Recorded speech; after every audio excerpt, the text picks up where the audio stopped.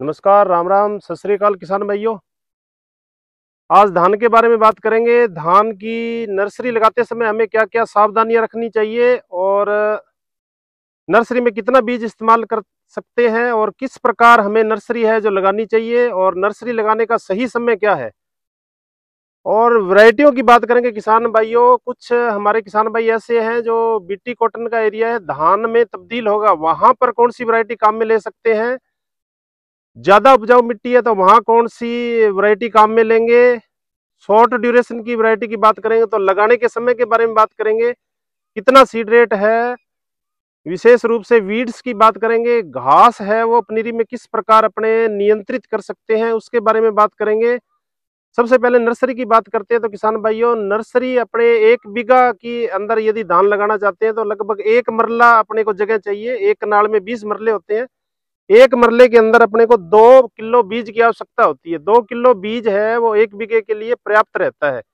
यदि हम ट्रांसप्लांट कर रहे हैं पनीरी तैयार करके और खेत के अंदर लगा रहे हैं तो 2 किलो बीज 1 मरले के लिए पर्याप्त रहता है।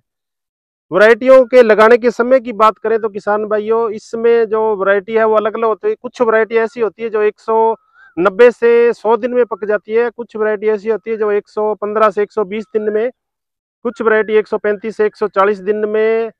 लंबी अवधि की वैरायटी है वो लगभग 160 से लेके 170 दिन में पकती है। तो सभी वैरायटियों का लगाने का समय अलग अलग है। और नर्सरी हमें किस प्रकार तैयार करनी है, सबसे पहले हमें किसान भाइयों भूमि को अच्छी तरीके से तैयार करना है, हल्की जुताई करके और पाटा चलाना है 2 बार। उसके बाद में अपने को बीज लेकर के और सूखे में बिखेरना है। जिस प्रकार आप देख पा रहे हो, सूखे के अंदर पहले मिट्टी को अच्छी तरीके से प्रेस करना है। प्रेस करने के बाद बीज अपने को छांट देना है। फिर सड़ी गली गोबर की खाद अपने को लेनी है, वो हल्की हल्की उसके अंदर छांट देनी है। एक कनाल है तो लगभग अपने को 100 से 125 क्विंटल सड़ी गली गोबर की खाद छांट देनी है। ऊपर से फिर अपने को उसमें सिंचाई कर देनी है। घास की यदि बात करें तो घास को नियंत्रित करने के लिए किसान भाइयों अपने को इरेज, ये 100 ml 1 कनाल के लिए। और जब अपने खेत के अंदर क्यारी के अंदर बीज छिटक दिया है तो 24 घंटों के अंदर अंदर है उस दवाई का प्रयोग करना है। ढोलकी के अंदर दवाई डाल के 15 लीटर के अंदर 100 ml और पूरा ढोलकी को भर के और खेत के अंदर बारीक फुहारे से स्प्रे करना है। इस तरीके से हमारा घास है वो नियंत्रित रहेगा। और साथ में यदि बात करें तो जब हमारी नर्सरी बड़ी हो जाती है, चौड़ी पत्ती का नदीन है वो 2 से 3 पत्ती की हो जाए तो उसके लिए हमें नॉमनी गोल्ड दवा आती है, 10 ml दवा अपने को लेनी है। नदीन ज्यादा बड़ा न हो। उसके अंदर साल्ट की बात करें तो 22p राई बैक साल्ट सोडियम 10% SC होता है। अच्छी तरीके से उसको मिक्स करके और एक टंकी में डाल करके यदि स्प्रे करेंगे तो जो हमारा नर्सरी है, उगी हुई नर्सरी है, उसमें नदीन 2 से 3 पत्ती के हो तो वो नियंत्रित रहेंगे।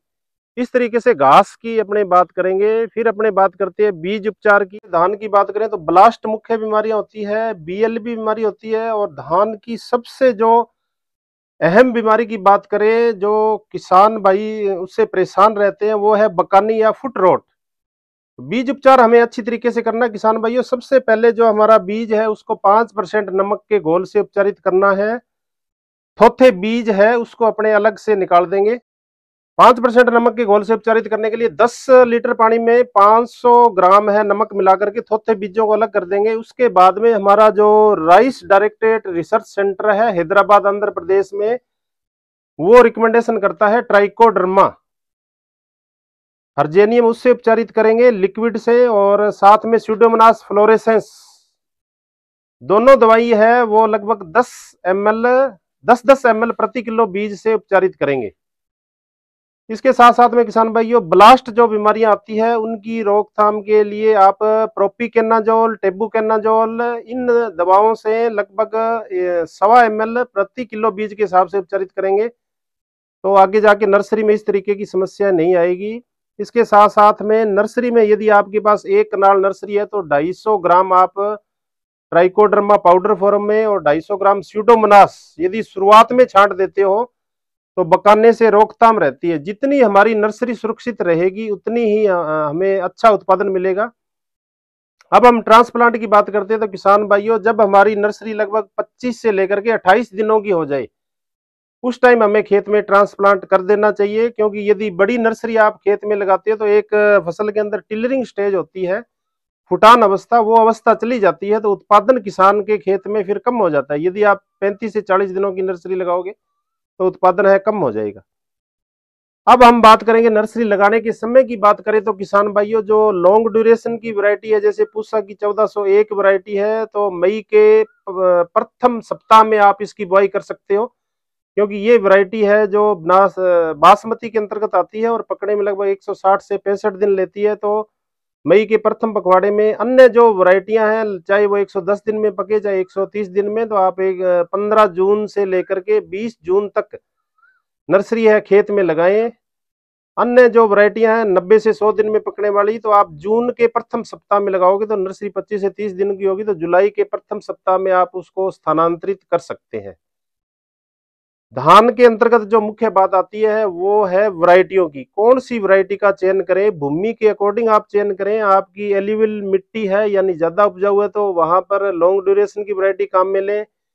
मीडियम मृदा है यानी उसके अंदर कले की मात्रा कम है तो अन्य वैरायटी का आप चयन करें। कुछ हमारे किसान भाई है जो बीटी कॉटन के स्थान पर धान लगाना चाहते हैं, तो वहां पर शॉर्ट ड्यूरेशन वैरायटी आप काम में ले सकते हो। कुछ किसान भाई हमारे ऐसे जो थोड़ा सा सोल्टी पानी है, खराब सिंचाई पानी इसी थोड़ा सा बढ़ा हुआ है, वहां कौन सी वैरायटी काम में ले सकते हैं किसान भाई, उसमें बासमती में है आप 11-21 वैरायटी ले सकते हो। ये वैरायटी है लगभग 120 से लेकर के 130 दिन में पक जाती है, इस वैरायटी को काम में ले सकते हो। और सोल्टी पानी है तो किसान भाइयों आप 1692 वैरायटी है वो ले सकते हो, ये भी बासमती के अंतर्गत आती है। ये वैरायटी भी लगभग 118 से लेकर के 120 दिन में पक जाती है, अच्छा उत्पादन देती है। उसके बाद में हम बात करते हैं किसान भाइयों पीआर वैरायटियों की। पीआर वैरायटियों की यदि बात करें तो इस समय किसान भाइयों ने अब की बार सबसे ज्यादा जो वैरायटी की बुआई की है वो है पीआर 131। इसका उत्पादन भी अच्छा मिलता है, लगभग औसत उपज की बात करें तो 65-60 से लेकर के 65 मन प्रति बीघा इसका उत्पादन होता है। अच्छी पैकेज और प्रैक्टिस अपनाते हैं तो इसका झाड़ और भी अच्छा होता है। पीआर के अंदर अन्य वैरायटियों की बात करें तो 126 वैरायटी है, ये भी बहुत अच्छी है। 127 वैरायटी भी बहुत अच्छी है। इसी तरीके से कुछ हमारे किसान भाई है जो पीआर के अंदर पीआर 14 वैरायटी काम में ले रहे हैं, इसका उत्पादन भी किसान भाइयों बहुत अच्छा है। थोड़ी सी लंबी वैरायटी है, लगभग 130 से 135 दिन में पकती है, तो खेत के अकॉर्डिंग ही अपने वैरायटियों का चयन करें। इसी तरीके से एक अन्य वैरायटी है किसान भाइयों बासमती के अंतर्गत ही है 1847। ये वैरायटी है 1692 से थोड़े 10 से 12 दिन पहले पक जाती है। 1847 वैरायटी भी बहुत अच्छी है, आप इसको काम में ले सकते हो। कुछ किसान भाई शॉर्ट ड्यूरेशन की वैरायटी यदि लगाना चाहते हैं तो जून के प्रथम पखवाड़े प्रथम सप्ताह में आप नर्सरी लगाएं। बासमती 11-21 है और आप 1692 वैरायटी लगा सकते हो। थोड़ा सा धान जितना आप लेट लगाओगे उतना ही हमें उत्पादन अच्छा मिलेगा। जिन किसान भाइयों ने अर्ली सोइंग की थी तो किसान भाइयों आगे मौसम का पता नहीं है, यदि टेम्परेचर बढ़ता है, टेम्परेचर स्ट्रेस के कारण है, पोलिनेशन में दिक्कत आती है। धान में जब पेनिकल अवस्था आती है, छिट्टा निकलता है तो परागण की क्रिया उससे प्रभावित होती है, तो हमारे बीज है वो थोथे रह जाते हैं। ट्रांसप्लांट आप करना चाहते हैं तो लगभग आप जून महीने में करें, 15 जून के आसपास। यदि बरसात अच्छी हो जाती है तो 20 जून के आसपास कर सकते हैं। तो किसान भाइयों ये नर्सरी धान में लगाने का सही समय है, इस समय आप नर्सरी लगा सकते हो। नर्सरी में कई बार किसान भाइयों दिक्कत आ जाती है, नर्सरी है वो सफेद होनी स्टार्ट हो जाती है, या कोई नई जमीन में हम लगाते हैं तो वहां विशेष रूप से ध्यान रखें। नर्सरी के अंदर है जो आयरन की कमी आ जाती है तो आप हरा कसीस का स्प्रे करें, पंसारी के यहाँ मिल जाता है, 150 ग्राम 100 लीटर पानी में 3-4 घंटे भिगो करके फिर और स्प्रे करें। यदि आप रेडीमेड बाजार से लेके आते हो तो 1 ग्राम है जो फेरस सल्फेट 1 लीटर पानी में, यानी 15 लीटर की टंकी है तो 15 से 20 ml मिला करके और स्प्रे करें। साथ में सूक्ष्म पोषक तत्वों का स्प्रे करें। किसान भाइयों जहां पर आपने नर्सरी लगा रखी है तो 1-1.5 घंटा आप नर्सरी के पास में जो हमारा खाली खेत पड़ा है वहां से उस पानी को निकलने दें, ताकि नर्सरी है वो पीलापन न आए, नर्सरी खराब न हो।